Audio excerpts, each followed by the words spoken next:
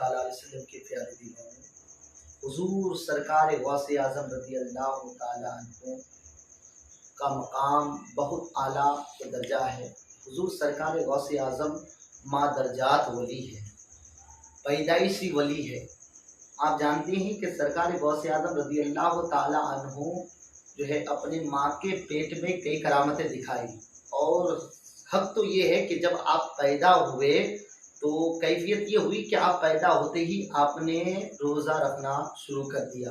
यानी आप जो ही पैदा हुए तो आप पैदा होते ही आपने पूरे रमज़ान शरीफ के महीने के रोज़े रखे। कितनी बड़ी मुकद्दर की बात है। हलचल मच गई, कोहराम मच गया कि सादात के घर में एक ऐसा बच्चा पैदा हुआ है कि पैदा होते ही आपने रमज़ान के महीने के रोज़े रखना शुरू कर दिया। तो मेरे दोस्तों बुजुर्गों, हुजूर सरकार गौसे आज़म का मकाम बहुत आला है। हुजूर सरकार गौसे आज़म फरमाते हैं कि मैं पूरी दुनिया को ऐसे देखता हूँ जैसे लोग अपने हाथ के हथेली में राई के दाने को देखता है। कहते सुभान अल्लाह, सुभान अल्लाह। अब देखिए सरकार गौसे आज़म फरमाते हैं कि मेरी आंखों में लोहे महफूज लगी रहती है। अब बताइए, और सरकार गौसे आज़म फरमाते हैं कि इस दुनिया में जितने लोग इधर इधर घूम रहे हैं, मैं सबके बारे में जानता हूँ कि कौन जन्नती है और कौन दोज़खी है। कह दो सुभान अल्लाह। सबके बारे में जानता हूँ। सरकार गौसे आज़म फरमाते हैं कि अगर मेरी ज़बान पर शरीयत की लगाम ना होते तो क़यामत तक जो कुछ भी होने वाला होता मैं सब कुछ बता देता। कह दो सुभान अल्लाह। और क़यामत कब होने वाली होती, क़यामत कब आएगी, मैं वो भी बता देता। कह दो सुभान अल्लाह। मेरे प्यारे आका सल्लल्लाहु ताला अलैहि वसल्लम के प्यारे दीवानों, लेकिन आप मादरजात वली, इसके बावजूद जब आप पढ़ने के लिए जाते थे तो एक आवाज़ आती थी। वो आवाज़ क्या आती थी कि अब्दुल कादिर महबूब बनोगे या मुहिब बनोगे।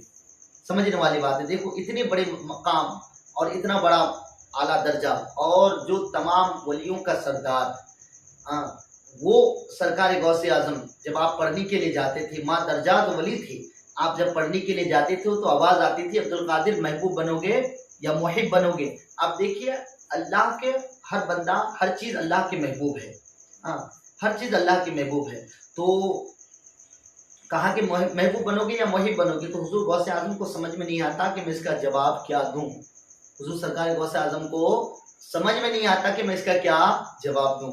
तो हुजूर सरकार गौसे आज़म ने अपनी माँ से कहा कि अम्मी जान, जब मैं पढ़ने के लिए जाता हूँ और पढ़कर जब आता हूँ तो ये आवाज़ आती है, और आवाज़ ये आती है कि अब्दुल कादिर महबूब बनोगे या मुहिब बनोगे, तो मुझे समझ में नहीं आता कि इसका क्या जवाब दूँ, आप हमें बताइए। तो सरकार गौसे आज़म की माँ ने कहा कि बेटा मैं भी इसका जवाब नहीं दे सकती, मैं भी इसका जवाब नहीं दे सकती।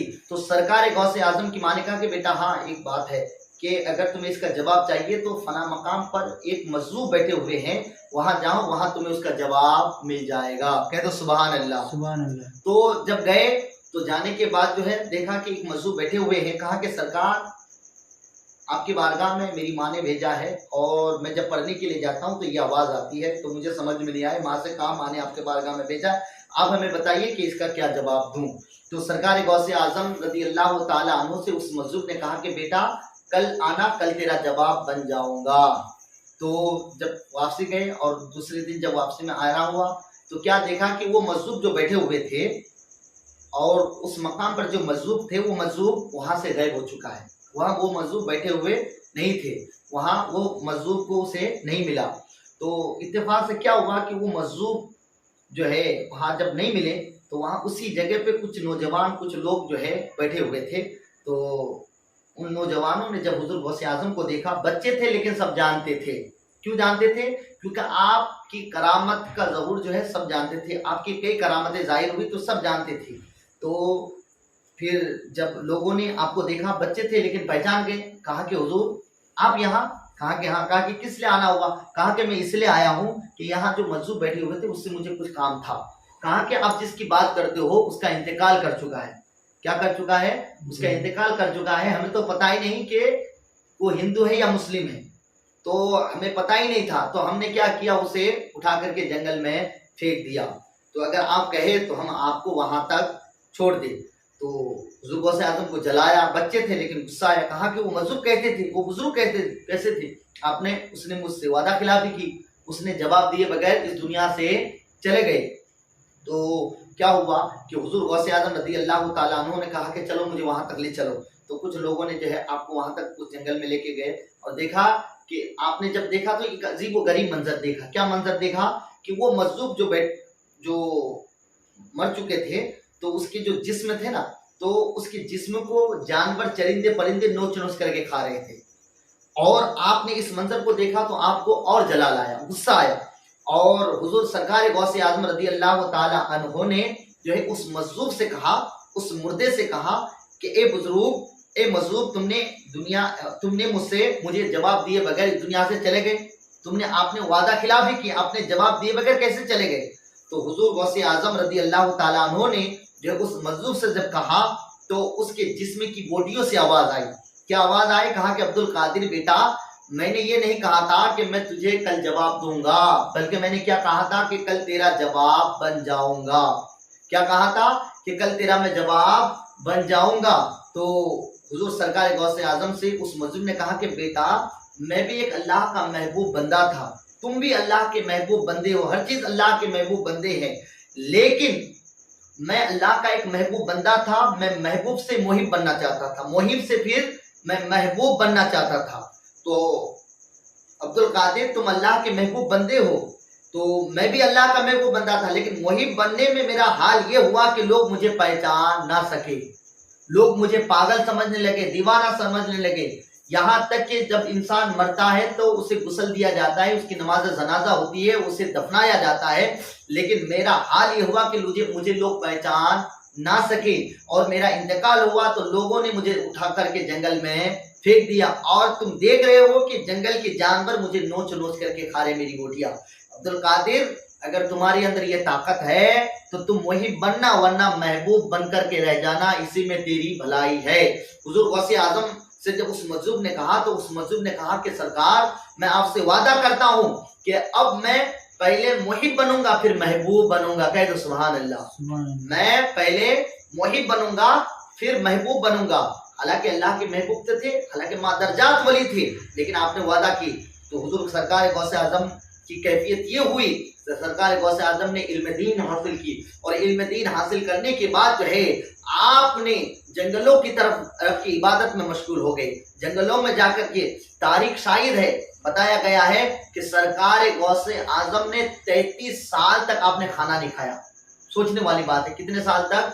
33 साल तक सरकार गौसे आजम रज़ी अल्लाह ताला अन्हु ने खाना तक नहीं खाया। आपने 33 साल तक दरख्तों के पत्तों को खाकर के अपनी जिंदगी को गुजारा, दरख्तों के पत्तों को। और कैफियत ये होती थी कि जब आप दरख्तों के पत्तों को खाते थे तो दरख्तों के पत्तों को खाकर आप 40-40 दिन तक आप खाना नहीं खाते थे, 40-40 दिन तक आप पानी नहीं पीते थे। और जब आप पानी पीते थे तो 40-40 दिन तक जो है आप जो है पत्ते नहीं खाते थे। ये कैफियत होती थी, और कई कई मेहनत तक भूखे रहते थे। हुजूर सरकार गौसे आजम इतनी इबादत में मशगूल थे कि कई कई महीने तक ना आप कुछ खाते थे ना कुछ पीते थे। 33 साल तक आपने इस जिंदगी को बसर की, और कैफियत ये होती थी कि भूख और प्यास की शिद्दत से आप कभी बेहोश होकर के गिर जाते थे। इतनी इबादत में मशगूल होते थे कि लोग हुजूर सरकार गौसे आजम को लोग पहचान नहीं पाते थे, ना हुजूर सरकार गौसे आजम लोगों को पहचानते थे। कभी कभी तो ये होता था कि आप इबादत में ऐसे मसरूफ हो जाते थे कि हुजूर गौसे आजम लोगों को नहीं पहचान पाते थे। और कभी कभी तो हाल ये होता था कि आप कभी कभी किसी के घर के दरवाजे पर गिरे पड़े रहते थे, और लोग आपको समझते थे कि ये मर चुका है। और लोग जब आपके जिस्म पर पानी डालते थे तो आप बेदार होकर नारे तकबीर, नारे रिसालत लगाते हुए फिर जंगलों में चले जाते थे। बताया जाता है कि हुजूर सरकार गौसे आजम रज़ी अल्लाह ताला अन्हु इतनी इबादतें की कि हुजूर सरकार गौसे आजम फरमाते हैं कि लोग जी जी करके मरता है, मैं मर मर के जिया हूँ। लोग जी जी करके मरता है, मैं मर मर के जिया हूँ। हुजूर सरकार गौसे आजम फरमाते हैं कि मैं 33 साल तक रब की इबादत में मशगूल रहा, 33 साल तक मैंने खाना तक नहीं खाया, दरख्तों के पत्तों को खा करके अपनी जिंदगी को बशर की। सरकार गौसे आजम फरमाते हैं कि उसके बाद जब मैं मुहीब से जब महबूब पर कदम रखा तो मेरी कैफियत ये हुई कि जब मुझे पानी पीना होता था तो अल्लाह मुझसे कहता अब्दुल कादिर खा ले, तो मैं रब से कहता मुझे नहीं खाना है, तो अल्लाह तबारक व तआला मुझसे फरमाता अब्दुल कादिर मेरी कसम तू खा ले, मेरी कसम पी ले। सरकार गौसे आज़म फरमाते हैं जब मैं वहीं पर कदम रखा तो मेरी कैफियत ये हुई कि अल्लाह जब तक मुझे कसम नहीं देता था मैं खाना नहीं खाता था, अल्लाह जब तक मुझे कसम नहीं देता था मैं पानी नहीं पीता था। इसीलिए सरकार आला हजरत अच्छे रजा प्यारे रजा हम सब के रजा इमाम अहमद रजा फरमाते हैं कसम दे दे कर खिलाता है पिलाता है तुझे प्यारे अल्लाह तुझे चाहने वाला तेरा। मेरे प्यारे आका सल्लल्लाहु ताला अलैहि वसल्लम के प्यारे दीवानों इतनी इबादत की कि सरकार गौसे आजम ने ईशा की वजह से फजर की नमाज पढ़ी। कितने साल तक? 40 साल तक आपने ईशा की वजह से फजर की नमाज पढ़ी। आप जब कुरान की तिलावत करते थे तो आपकी कैफियत ये होती थी कि एक टांग पर खड़े होकर के पूरे कुरान की तिलावत किया करते थे, पूरे कुरान की तिलावत करके आप खत्म किया करते थे। और तारीख शाहिद है, तारीखों में आया है कि सरकार गौसे आजम रज़ी अल्लाह तआला अन्हु एक टांग पर खड़े होकर के आपने 15 साल तक एक टांग पर खड़े होकर के जो है पूरे कुरान की तिलावत किया करते थे। और बताया जाता है कि 11 साल तक आपने मुसलसल रोजे रखे। अब देखिए तो हुजूर गौसे आजम रज़ी अल्लाह तआला अन्हु के मकाम को हमें और आपको समझने की तौफीक अता फरमाए। हुजूर सरकार गौसे आजम के नक्श कदम पर हम सबको चलने की तौफीक अता फरमाए। अस्सलामु अलैकुम व रहमतुल्लाहि व बरकातहू।